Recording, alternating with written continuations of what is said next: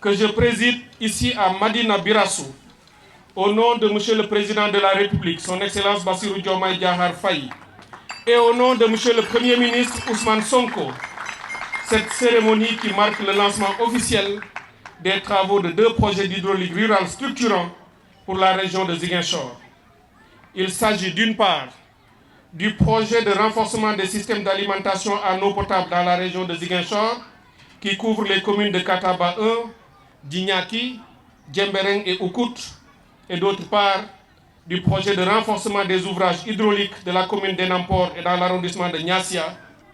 Il s'agit d'un projet très ambitieux, d'un grand projet pour cette région, et qui aura un impact durable sur des centaines de milliers de nos concitoyens, et c'est un projet qui a vocation à grandir et à se redéployer ailleurs.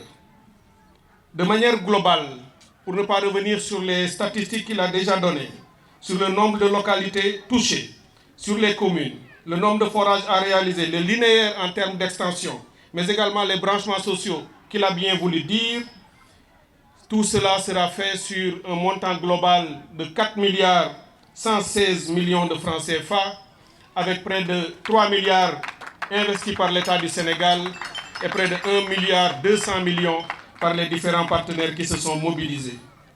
Et c'est l'occasion de remercier ces partenaires pour leur concours, leur contribution précieuse en accompagnement à ces différentes communes. Je veux nommer Ovive, Sénégal, 3D, Moussol et Aïsid de Accra et le PEDEC dans la commune de Enampor. Je les remercie au nom du gouvernement du Sénégal pour leur engagement constant à nos côtés, puisque nous sommes convaincus que pour atteindre nos objectifs en matière d'eau et d'assainissement, l'État seul ne pourra pas tout faire et l'État reste ouvert à la contribution de tous ses partenaires. Je voudrais mais lancer aussi un appel aux entreprises en charge de ces travaux. Ces travaux, tout ce qui touche à l'eau et à l'assainissement, à l'eau en particulier, est d'une première importance pour le gouvernement du Sénégal. Je vous engage donc à faire preuve de professionnalisme, de garantir la qualité et d'exécuter les travaux qui vous sont confiés dans les meilleurs délais et de livrer rapidement de l'eau potable à la population, parce que c'est cela le résultat que nous attendons. Dans la logique de notre gouvernement, sous l'impulsion de M. le Premier ministre, qui n'a de cesse de nous le dire, nous devons passer d'une logique de dépenses à une logique de résultats.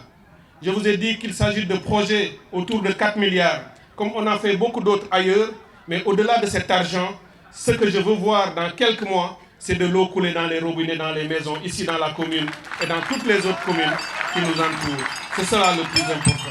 Je voudrais féliciter l'OFOR, en commençant par le président du conseil d'administration, mais ensuite, particulièrement le directeur général Serigne Dieng, pour sa performance jusqu'ici, pour le leadership et le travail de qualité, avec toutes ces équipes qui nous ont permis, il y a quelques semaines, de lancer un important projet au Fouta, et moins d'une dizaine de jours après, nous voici au cœur de la Casamance naturelle, cette belle région, pour lancer encore un ouvrage des travaux d'une telle importance et d'une telle envergure. Monsieur le directeur général, je vous félicite et vous demande de maintenir cette dynamique d'excellence pour que tous les résultats que vous faites, oubliez-les, c'est ça ma démarche aussitôt, et passez aux résultats suivants.